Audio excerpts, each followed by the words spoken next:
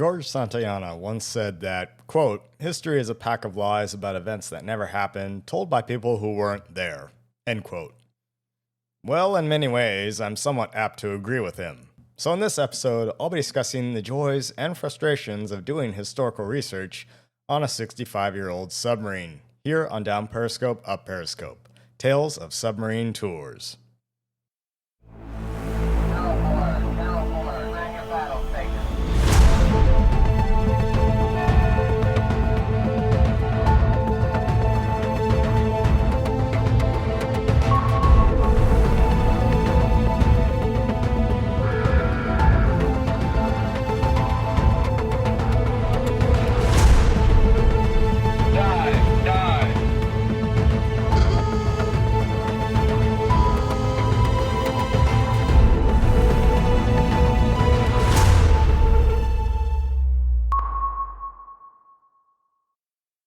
Hello, everyone, and welcome back to the podcast. Admittedly, it has been a little while since I've done a straight-up audio-only podcast episode, but here we go. We are Season 1, Episode 5, Drowning in a Sea of Knowledge, doing historical research on a submarine.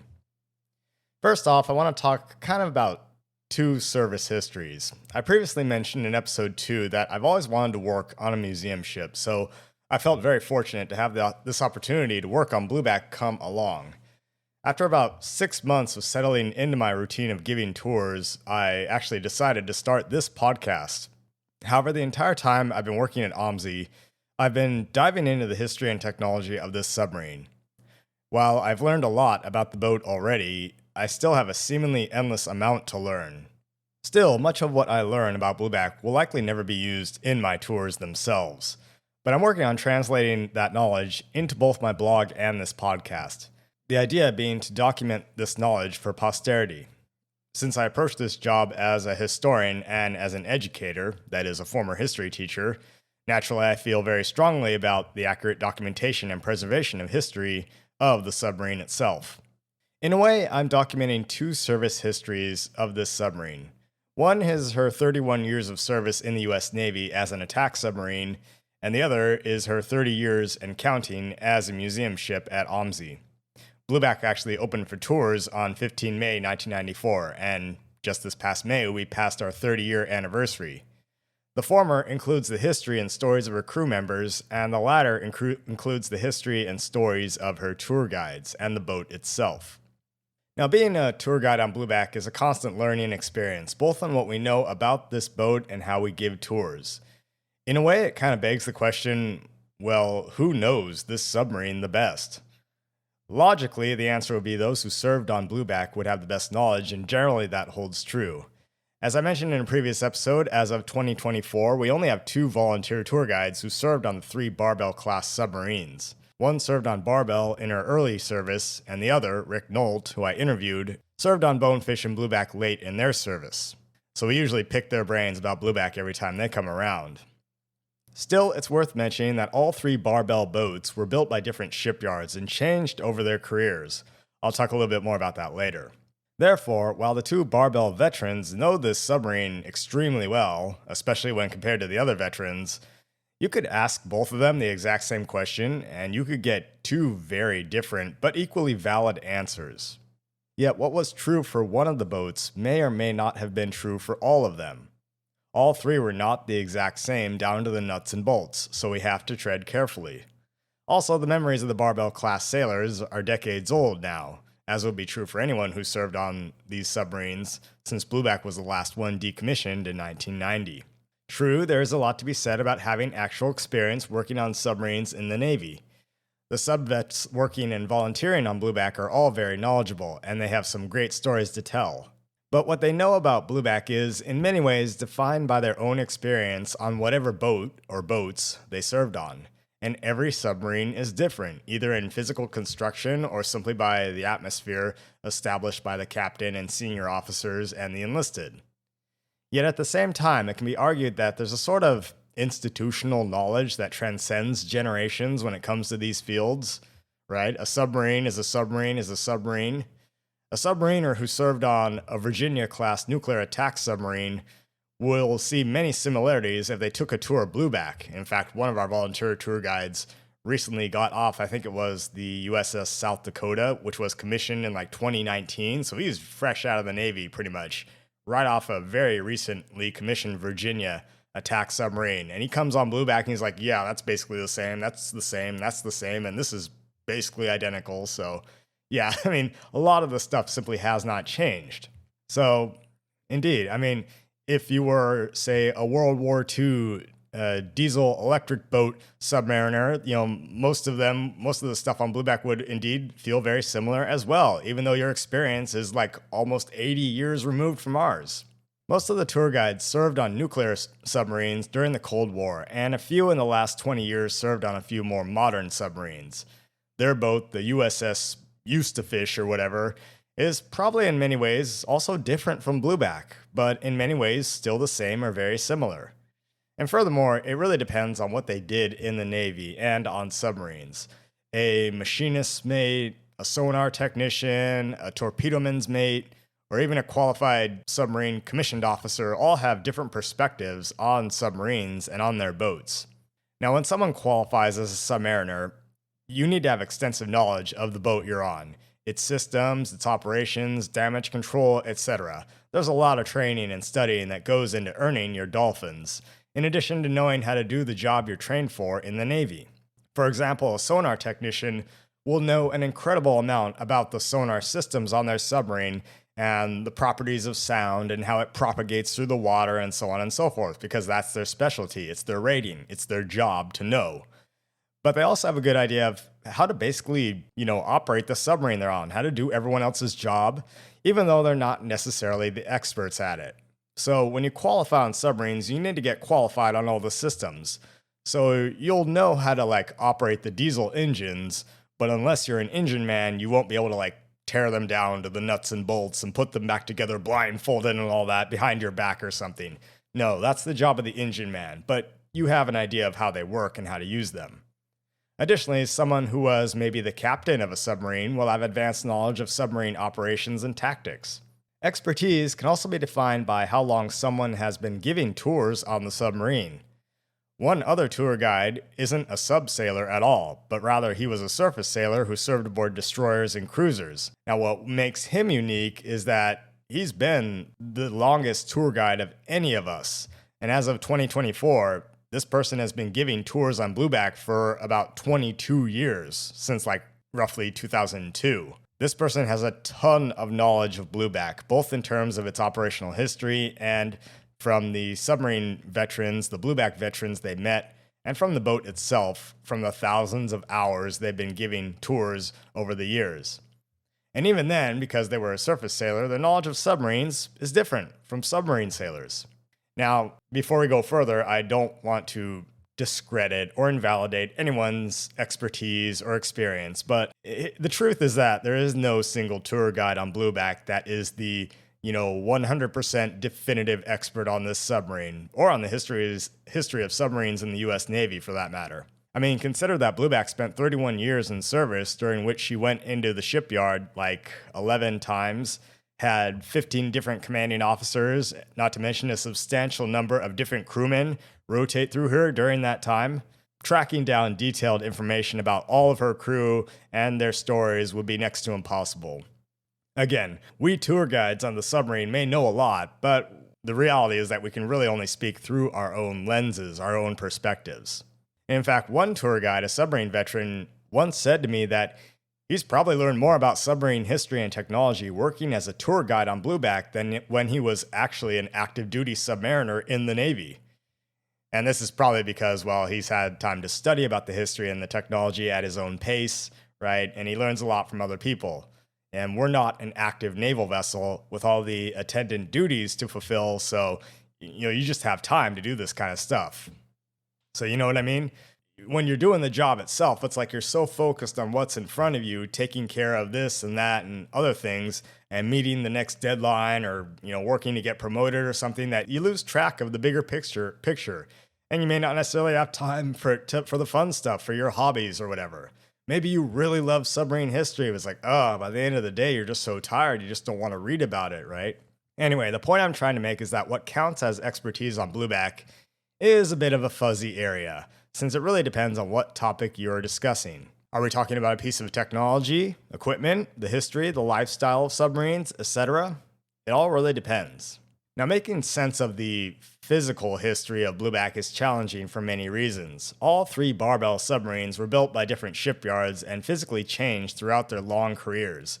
They had equipment added or removed, upgraded or changed. So how they appeared at one point in time may be significantly different from another time. For example, the barbells originally started out with bow planes, but these were moved to the sail to become sailplanes or fairwater planes fairly early on in their service. In blueback's case, as far as I can tell, this happened sometime around either 1963 or 64. I'm not entirely sure which. Most of the changes to these submarines were actually internal. An example would be that Barbell's sonar room was originally in a completely different location than Blueback's.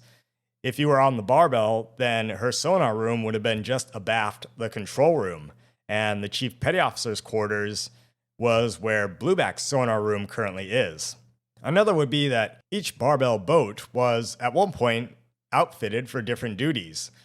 From my understanding, the Barbell was a radar picket submarine, and the Bonefish was a Regulus missile guidance boat. So, these are just some examples, but they demonstrate just a few of the changes that these submarines made throughout their careers. And these changes, whether external or internal, are common for virtually all naval vessels and weapon systems. While the exterior may look the same and unchanging, the changes could be in upgraded equipment, components, or software that alters the capabilities of a system. For example, Blueback started out using Mark 14 torpedoes, and eventually she would have Mark 37 torpedoes and possibly Mark 45 torpedoes. Ultimately, as far as we know, she ended her career with Mark 48 torpedoes. Exactly what mods of that torpedo she carried is not exactly known. Subsequently, her attack center, as it is today, that is the fire control computers, they're probably different from what existed when she was originally commissioned back in 1959, with various consoles added to control the later Mark 37s and 48s.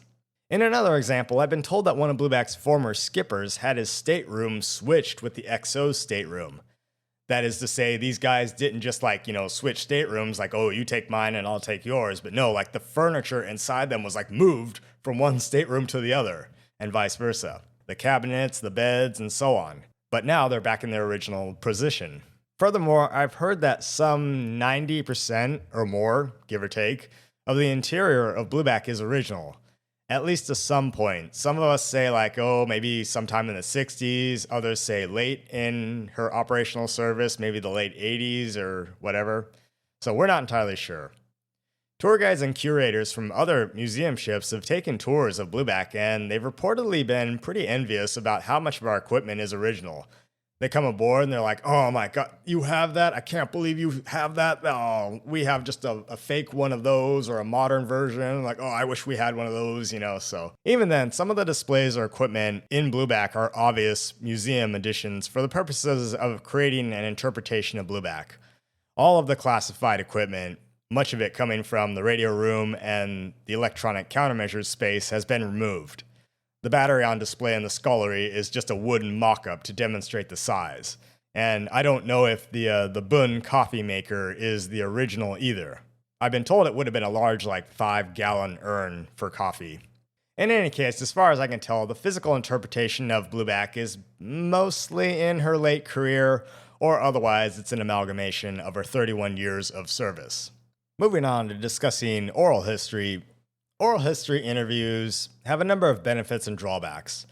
On the positive side, they provide historians with insight into the people and the times that were lived in as a sort of primary source material. They emphasize personal agency by highlighting a person's role in history, and they resonate emotionally with people by being easier to relate to than the simple dry historical facts. On the downside, however, eyewitness reports have always been plagued by limited scope, unreliability, various types of bias, such as hindsight and personal biases, and the constraints of time to conduct the interview itself. As I mentioned in Blueback's case, Rick Nolt is the only active tour guide who served on this submarine, and he occasionally comes around. Other blueback veterans have been tour guides to my knowledge, but Rick is the only one currently giving tours as of 2024.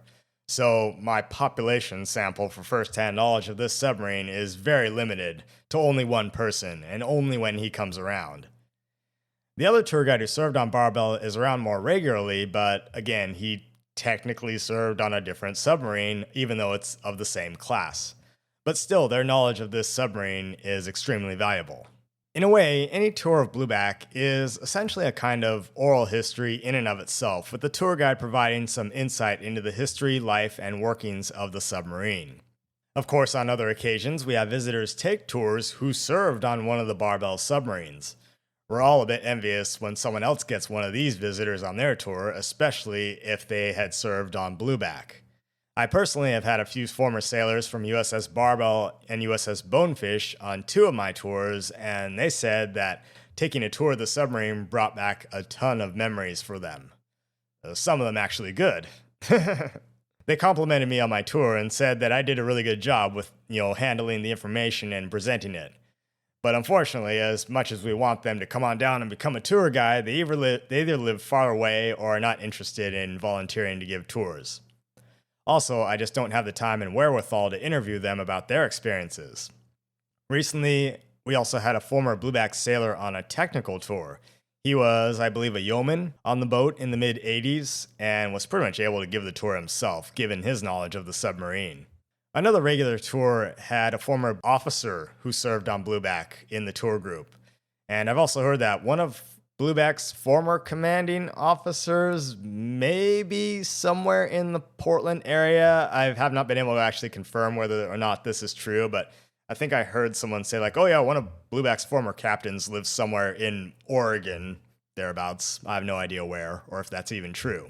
Anyway, on the positive side, I really enjoy working on the submarine and learning about it. The entire boat itself is a physical piece of naval history, and that includes the equipment inside, even if some of it, although not much, is just a mock-up. Giorgio Riello actually suggested that material history itself can be broadly categorized as follows.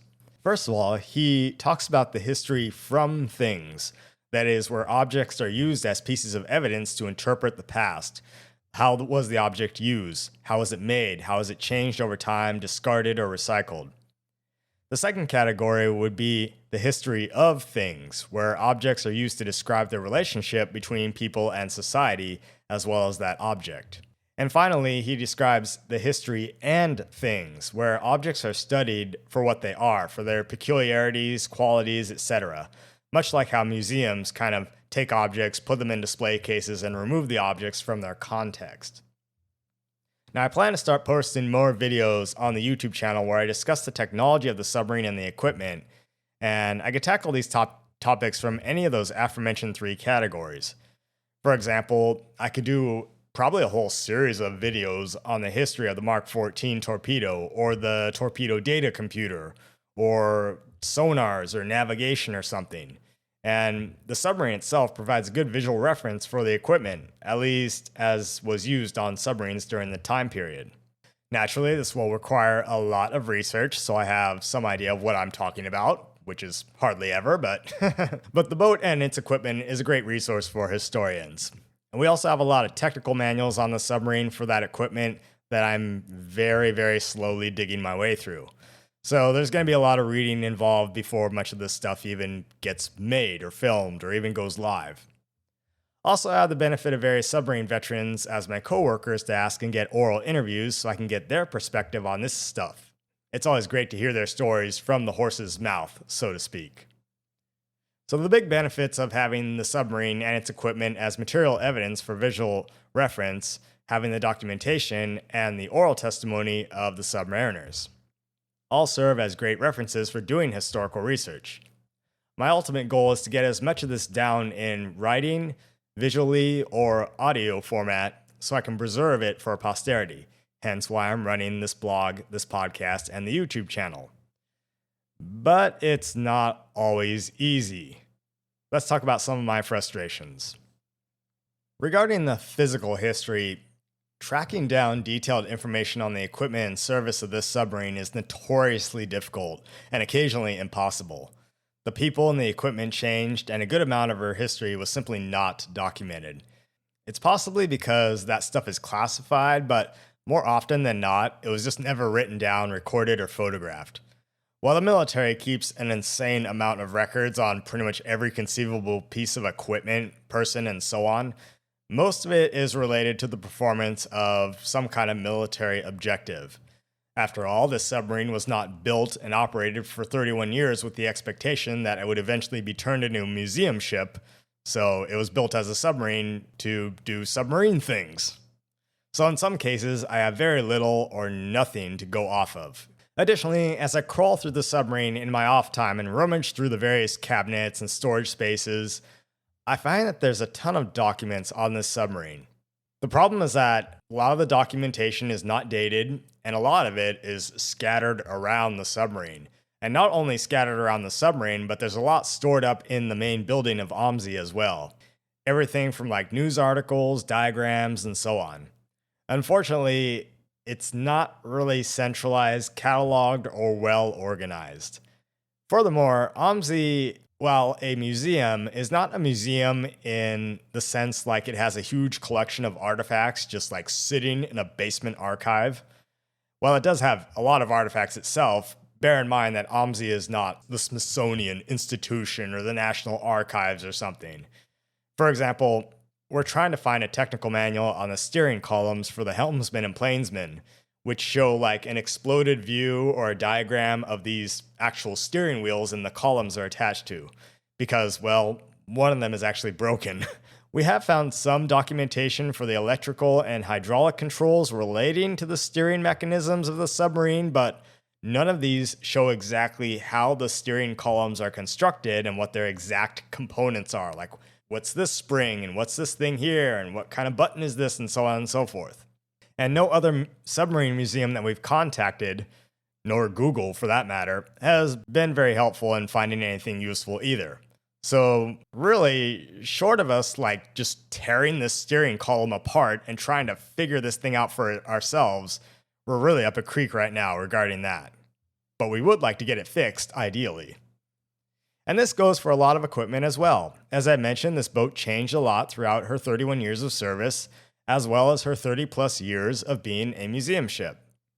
So while a lot of the equipment may be original, exactly how original it is and to what exact time period or date it is accurate to is somewhat debatable. In terms of frustrations regarding the oral history, naturally, this podcast itself is a kind of oral history, especially when it involves the stories of the submarine sailors. And as I mentioned before, I plan to eventually incorporate stories from other non-submarine veteran tour guides in this podcast later on. Even the veterans I've met on my tours provide a lot of interesting stories which are kind of oral history. They may say something like, oh, the boat I served on had that exact same bathythermograph or something along those lines. And that said, given the nature of oral history interviews, you really have to tread carefully in believing everything you hear from other people. And that goes in my case as well, right? Whether I hear it from another tour guide or a visitor, whether or not they have a background in submarines or whatever. And this is why I actually refer to those particular stories on the YouTube channel and the podcast as quote unquote sea stories, because some of them may be true and others may have some embellishments or misremembered details in them. And I myself have a very limited or almost no ability to verify the details of the majority of these stories. Those that I do will be checked with reliable sources, and those sources will be cited. But as a general rule of thumb, and I think Battleship New Jersey has a similar rule, is that you don't believe everything you hear from a person, some kind of verbal account, unless you can verify it with documentation. Is this written down or photographed or recorded somewhere? If no documentation can be found, then take it with a grain of salt. It may be the only documentation you have at the time, but who knows, right? It's easy to misremember things. And therein lies the slippery slope of using oral accounts for historical data. They're not the most reliable, even if the person is extremely knowledgeable. I mean, let's address the elephant in the room. Our brains are not steel traps. I mean, despite our assertions like, oh, I can remember event X, Y, and Z like it was yesterday, the reality is errors will occur because human memory is actually really fallible and it's easily influenced. We misremember things, we fudge the details, we say the wrong numbers, spout contradictory information based on our own experiences, and so on and so forth. And much of this has to do with the fact that the human mind is just inherently biased. It's geared towards seeing patterns, often not necessarily remembering very precise detail. In the course of doing historical research on blueback, this sometimes leads me to getting inaccurate or contradictory information. For example, as previously mentioned in episode 3, there was this long-standing myth that blueback was the submarine in the Hunt for Red October film that shot out of the water performing an emergency blow during the climactic battle of the film near the end. And for a long time, that has been repeated by a lot of people. And I actually believe that myth myself. It's been perpetuated by news outlets, by OMSI brochures, and even by some blueback tour guides. But if you look closely at that actual scene, that shot, the submarine coming out of the water there is far too big to be a barbell-class submarine. And the Fairwater planes, which are angled upwards slightly, are way too big compared to those on blueback. Now, in reality, this is the Los Angeles-class submarine USS Houston that was performing the stunt. She was the one playing the USS Dallas in the film. Other sources do confirm this fact, and I've also had a visitor on one of my tours who was on Houston when she performed that stunt for the film. It's basically the Mandela effect, a false memory, when we recall things that didn't really happen or happened differently than we actually remember. So sooner or later, we need to learn to accept and recognize these biases and flaws. And the sooner that we do so, the sooner we can come to better historical interpretations. And here's the thing, history and the human experience is vast and dynamic, and we can only experience it largely based on what we see directly in front of us.